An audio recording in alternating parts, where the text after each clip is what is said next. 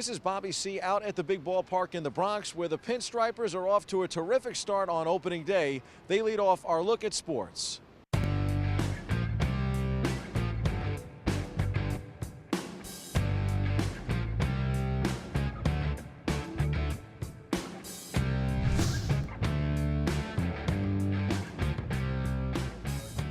The Yankee designated hitter, the slugger, got the Bombers off to a great start with a 3-run shot in the first inning.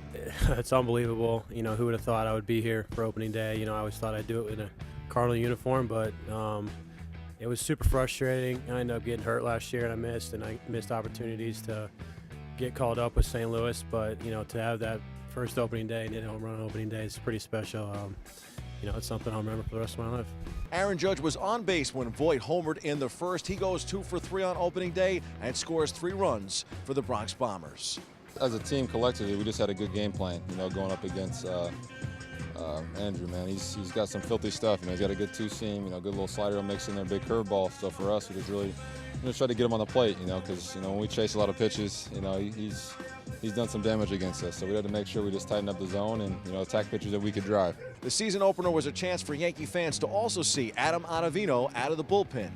Did it sink in at that point that the Pinstripes were real for you? You know, I think it sunk in like in spring training, honestly. And today I just wanted to get in there and kind of get used to the mound and all that, and just kind of do it for real. So, you know, it was a good time.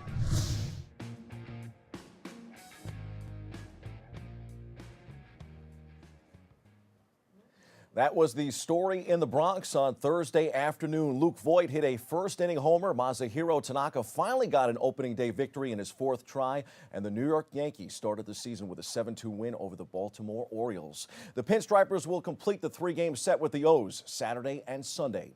The one and only Mariano Rivera is impressed by this edition of the Bronx Bombers. The new Hall of Famer threw out the first pitch on opening day. We caught up with him for his thoughts on the Yankees in 2019 and what opening day means to the BX. You know, it's nothing better than being opening day in the Bronx. I was able to do that for a few years, you know, and every time that we open here at home in front of our fans, amazing.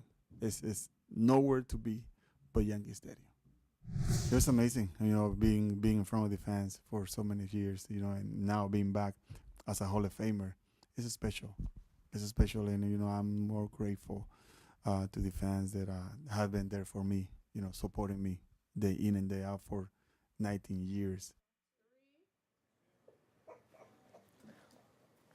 Yankee fans could have hopped on a vintage train to the Bronx Bombers home opener for a trip down memory lane yesterday. The New York Transit Museum rolled out a 102-year-old 1917 IRT Low-V train to shuttle fans from Manhattan to the South Bronx for the game. The historic train model was first operated by the Interborough Rapid Transit Company before the city took over in 1940. The fleet of some 1,200 cars began service just a few years before the opening pitch was thrown at the original Yankee Stadium and transported passengers across the city for more than 5 decades. Subway cars featured ceiling fans and drop sash windows, ideal conditions for game day selfies with a throwback tie-in on Thursday. How about a New York throwback in another borough? Robinson Cano homered in his debut at bat for the Mets, then added a late RBI single. Jacob deGrom outpitched Max Scherzer as each struck out at least 10 in a sterling matchup between winners of the past 3 NL Cy Young Awards, and New York edged Washington in D.C. 2-0. Cano, the former Yankee, paying immediate dividends for the Amazons. New Mets closer Edwin Diaz had a shaky spring training with 3 home runs allowed, but he tossed a 1-2-3 ninth. The Mets are now 38-12 in their past 50 opening day games. They are a very good bet to win every year on opening day. Now is when the real games begin for them. The Mets continue their weekend series with the Nationals Saturday and Sunday. Cool stat of the day from that opener: Scherzer and deGrom both had double-digit strikeouts, the first time opposing starters have had double-digit Ks on opening day since 1970, when Sam McDowell and Dave McNally did it for the Indians and Orioles, respectively. Also the only other time in the live ball era.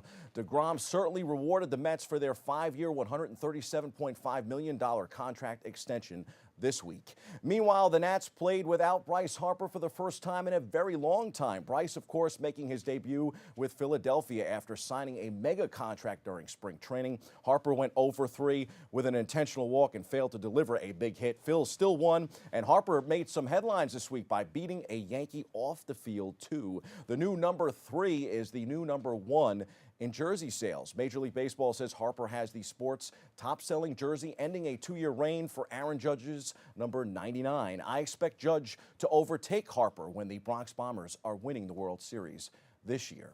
Time for some quick hitters from around the world of sports. On the NBA hardwood, it was a week to remember. Some oldies, but some goodies. The Miami Heat retired Chris Bosh's number in South Beach, while the San Antonio Spurs held an emotional jersey retirement for their own Manu Ginobili. Hard to believe their careers have come and gone so quick. Two legends of the game right there. Speaking of legends, the Knicks paid tribute to the late Cal Ramsey, a player, broadcaster, and community relations team member who was with the organization for 5 decades on Thursday night. More on Mr. Ramsey in the C-list. As for the game, the Toronto Raptors routed the Knicks for the second time in 11 nights, winning 117-92 to sweep the season series. In Philly, Joel Embiid had 39 points, 13 rebounds, and 6 assists to lead the Sixers to a 123-110 victory over the Brooklyn Nets on Thursday night. On the college hardwood, the first day of the Sweet 16 had 2 great games and a couple of duds, too.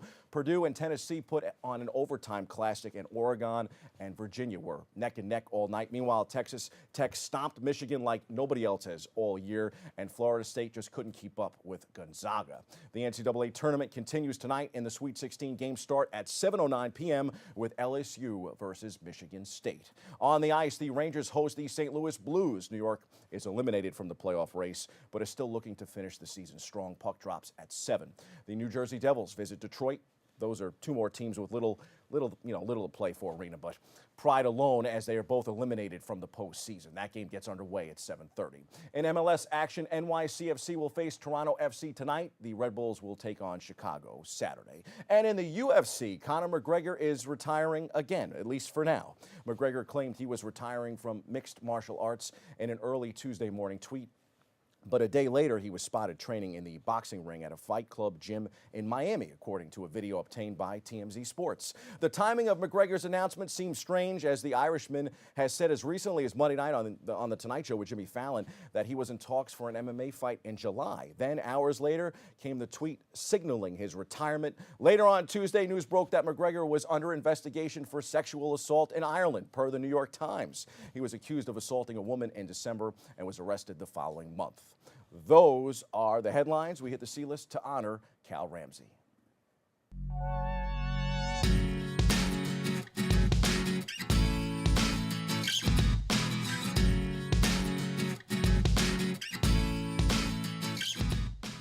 The great Bruce Lee once said, "A teacher is never a giver of truth. He is a guide, a pointer to the truth that each student must find for himself."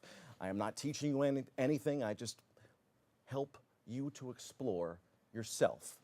A great line from the greatest martial artist of all time. Well, Cal Ramsey was not only a great basketball player, he was a fantastic teacher and, more importantly, an even better human being. Harlem and New York City basketball lost one of their greatest members Monday, March 25th, with the passing of the legendary Ramsey. The 81-year-old died of cardiac arrest following a long illness. For the youngins out there who should know their history, Ramsey was a star player at NYU, averaging 20.2 points and 17.5 rebounds. His record of 34 rebounds against Boston College has never been broken. After graduating in 1959, he was drafted by the St. Louis Hawks. He also played for the New York Knicks and the Syracuse Nationals. Ramsey was also known for his play at Rucker Park, most notably against players like all-time greats Connie Hawkins, Will Chamberlain, and Sonny Hill. But during my experiences with Ramsey, I will always remember the teacher, a place where his impact reached far beyond the basketball hardwood. Ramsey was a New York City teacher, became the Knicks broadcaster in 1972 after a brief career as a player. He then worked in community relations, serving as the team's ambassador for the last 28 years. He also held a position on NYU's basketball staff since 1983. Ramsey was inducted into the NYU Athletics Hall of Fame in 1978 and inducted into the New York City Basketball Hall of Fame in 1994. In 2010, the Knicks presented Ramsey with the Dick McGuire Knickerbocker Legacy Award. The Knicks honored Ramsey last night night at Madison Square Garden during their game against the Raptors. A very deserving honor. The team will wear a memorial black ribbon on their jerseys throughout the rest of the season. Until his health declined, Ramsey was seen prominently seated at most Knick home games. You will be missed, my friend. Thank you for impacting so many. That's your sports. I'm Bobby C.